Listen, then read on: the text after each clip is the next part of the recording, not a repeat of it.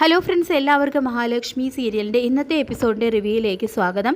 അങ്ങനെ കരുണ ഉണ്ണിക്ക് സ്വന്തം അച്ഛൻ്റെ ദേഹത്തേക്ക് ലോറി ഇടിപ്പിച്ച് കയറ്റി അയാളോട് എത്രത്തോളം ദേഷ്യമുണ്ടെന്നറിയാനായിട്ട് ആ ഒരു ടോപ്പിക്ക് മനഃപൂർവ്വം എടുത്തിടുന്നു.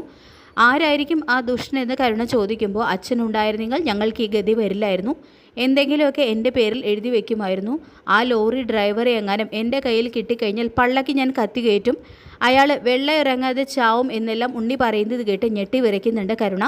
ശേഷം വീട്ടിലെത്തുന്ന കരുണ ദുർഗയോടും കണ്ണേട്ടൻ്റെയും ഉണ്ണിയേട്ടൻ്റെയും അച്ഛനെക്കുറിച്ചെല്ലാം ചോദിക്കുമ്പോൾ ഉണ്ണിയുടെ അതേ രീതിയിൽ തന്നെയാണ് ദുർഗയും പ്രതികരിക്കുന്നത്.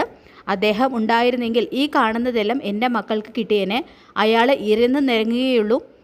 അദ്ദേഹത്തിന് പകരം കണ്ണനാണ് പോയിരുന്നത് എങ്കിൽ എല്ലാം കൈപ്പിടിയിൽ ഒതുക്കാൻ പറ്റിയേനെ. അതുകൊണ്ട് മോൾ അച്ഛനോട് പറഞ്ഞ് സ്വത്തുക്കളെല്ലാം മോളുടെ പേരിലേക്ക് മാറ്റണം, ഇല്ലെങ്കിൽ നാളെ മോളുടെ അച്ഛന് എന്തെങ്കിലും സംഭവിച്ചു കഴിഞ്ഞാൽ ഒന്നും അനുഭവിക്കാനുള്ള യോഗമില്ലാതെ വരും എന്നെല്ലാം പറഞ്ഞു കൊടുക്കുമ്പോൾ, ഞാൻ അച്ഛനോട് സംസാരിക്കാം എന്ന് പറയുന്നുണ്ട് കേട്ടോ കരുണ.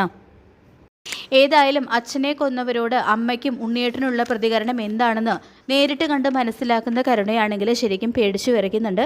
ദൈവമേ, എന്തെങ്കിലും ഇവർ സത്യം മനസ്സിലാക്കി കഴിഞ്ഞാൽ പിന്നെ ജീവിച്ചിരുന്നിട്ട് കാര്യമില്ല. ഉണ്ണിയേട്ടൻ്റെയും അമ്മയുടെയും പ്രതികരണം എങ്ങനെയാണെങ്കിൽ കണ്ണേട്ടനെങ്ങാനും സത്യം അറിഞ്ഞു കഴിഞ്ഞാൽ കണ്ണേട്ടൻ എങ്ങനെയാവും പ്രതികരിക്കുക? കണ്ണേട്ടൻ്റെ അച്ഛനെ കൊന്നത് മാത്രമല്ല, കണ്ണേട്ടൻ്റെ അരയ്ക്ക് താഴേക്ക് തളർന്ന് വീൽചെയറിൽ സഞ്ചരിക്കേണ്ട ഗതി വന്നില്ലേ? എല്ലാത്തിനും കാരണം അച്ഛനാണെന്ന് അറിഞ്ഞു കഴിഞ്ഞാൽ പിന്നെ അതോർത്തിട്ട് ഒരു സമാധാനവും കിട്ടുന്നില്ലല്ലോ. എല്ലാത്തിനും ഏക സാക്ഷി ലക്ഷ്മിയാണ്. ഉണ്ണിയേട്ടനെ തിളപ്പിച്ച് നിർത്തണം, എന്നിട്ട് അവളുടെ കുഞ്ഞ് പോയിടത്തേക്ക് അവളെയും പറഞ്ഞു വിടണമെന്നെല്ലാം മനസ്സിൽ കണക്ക് കൂട്ടുന്നുണ്ട് കേട്ടോ കരുണ. ഉണ്ണിക്കാണെങ്കിൽ കരുണയുടെ മാറ്റം ഒട്ടും വിശ്വസിക്കാൻ കഴിയുന്നില്ല. ഇവൾക്കിത് എന്തു പറ്റി? മുൻപ് ഇവളെ ഇങ്ങനെയൊന്നും ആയിരുന്നില്ലല്ലോ. എന്നോട് ഉരുളയ്ക്ക് ഉപ്പേരി പോലെ മറുപടി പറഞ്ഞിരുന്നവൾ ഇപ്പോൾ എൻ്റെ മുന്നിൽ തല താഴ്ത്തി നിൽക്കുന്നു. ഹോസ്പിറ്റലിൽ ചെന്ന് അച്ഛനെയും മുത്തശ്ശിയും കണ്ടുവന്നതിന് ശേഷമാണല്ലോ ഇവൾക്ക് ഈ മാറ്റം. ഇനി ഞാൻ അവളെ അപമാനിച്ച് സംസാരിച്ചതിൽ അതിൻ്റെ ദേഷ്യമെല്ലാം മനസ്സിലടക്കി വെച്ച് ഒരവസരം വരുമ്പോൾ പ്രതികരിക്കാനായിരിക്കുമോ ഇവളുടെ ഉദ്ദേശം? പറയാൻ പറ്റില്ല. ആ പ്രതാപൻ്റെ അല്ലേ മോള് എന്നെല്ലാം മനസ്സിൽ സ്വയം ചിന്തിക്കുന്നുണ്ട് കേട്ടോ ഉണ്ണി.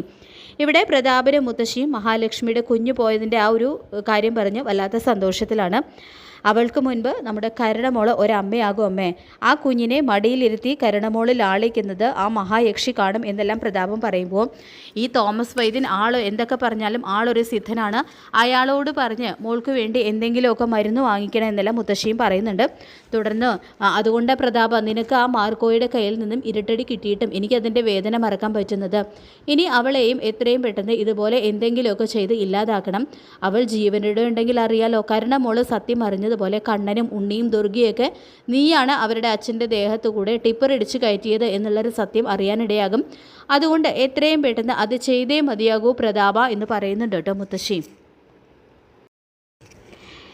ഇതേ സമയം അവരങ്ങനെ മതിമറന്ന് സന്തോഷിച്ചിരിക്കുന്ന സമയത്ത് മഹിയും ലേഖയും കൂടി അവിടേക്ക് വരികയാണ്. തുടർന്ന്, ഇനിയെങ്കിലും നീ അത് പറ ലക്ഷ്മി, നിൻ്റെ കുഞ്ഞിൻ്റെ അച്ഛൻ ആരായിരുന്നു? ഏതായാലും ആ കുഞ്ഞു പോയി, ഇനി അത് ഞങ്ങൾ കൂടി അറിയുന്നത് കൊണ്ട് നിനക്ക് എന്ത് നഷ്ടം വരാനാ? നിൻ്റെ കുഞ്ഞ് പോയതിൻ്റെ വിഷമം ഞങ്ങൾക്കുണ്ട്. ഇനി നിൻ്റെ അനിയത്തി കരുണയ്ക്ക് ഒരു കുഞ്ഞുണ്ടാവുമ്പോൾ നീ അതിനെ വേണമെങ്കിൽ മടിയിലിരുത്തി ലാളിച്ചോ എന്നെല്ലാം പരിഹാസ രൂപത്തിൽ പ്രതാപനും മുത്തശ്ശിയും കൂടി പറയുമ്പോൾ അത് കേട്ട് സകല നിയന്ത്രണവും വിടുന്നുണ്ട് കേട്ടോ മഹിക്ക്. തുടർന്ന് മഹി പൊട്ടിത്തെറിച്ചുകൊണ്ട് പറയുന്നുണ്ട്, എൻ്റെ കുഞ്ഞ് പോയെന്ന് കരുതി ചിലരൊക്കെ മതി മറന്ന് സന്തോഷിക്കുകയാണെന്ന് എനിക്കറിയാം. എന്നാൽ കേട്ടോ, ആ കുഞ്ഞിന് ഒന്നും സംഭവിച്ചിട്ടില്ല. അനന്തുവേട്ടനെയും ലേഖയും കൃത്യസമയത്ത് എന്നെ ഇവിടെ എത്തിച്ചതുകൊണ്ട് ആ കുഞ്ഞ് പോയില്ല. പിന്നെ പലഹാരത്തിൽ വിഷം ചേർത്തത് ആരാണെന്ന് CCTVയിലൂടെ അനന്തുവേട്ടൻ കണ്ടെത്തി കഴിഞ്ഞു. ഉടനെ തന്നെ അയാളെ പോലീസിന് കൈമാറും.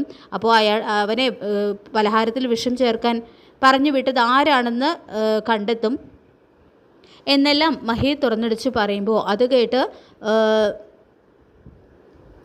കണ്ണു തള്ളി നിന്ന് പോവാണ് കേട്ടോ പ്രതാപനും മുത്തശ്ശിയും. തുടർന്ന് അവരാണെങ്കിൽ ആ ഞെട്ടലെല്ലാം അടക്കി പിടിച്ചുകൊണ്ട് മഹിയോടായിട്ട് പറയുന്നുണ്ട്, നിൻ്റെ കുഞ്ഞ് പോയില്ലെന്നറിഞ്ഞപ്പോൾ എനിക്കും ഇവനും ഭയങ്കര സന്തോഷമായി അല്ലേടാ പ്രതാപ. പലഹാരത്തിൽ വിഷം ചേർക്കാനായിട്ട് ആ ഗുണ്ടയെ പറഞ്ഞു വിട്ട് ആരായാലും അവരെ പോലീസിനെ കൊണ്ട് സ്റ്റേഷനിൽ കയറ്റി നല്ല തല്ലു കൊടുപ്പിക്കണമെന്നെല്ലാം മുത്തശ്ശി പറയുന്നുണ്ട് കേട്ടോ. അങ്ങനെ മഹിയും ലേഖയും അവിടെ നിന്ന് പോയതിന് ശേഷം, ഇതെങ്ങനെ സംഭവിച്ചു പ്രതാപ?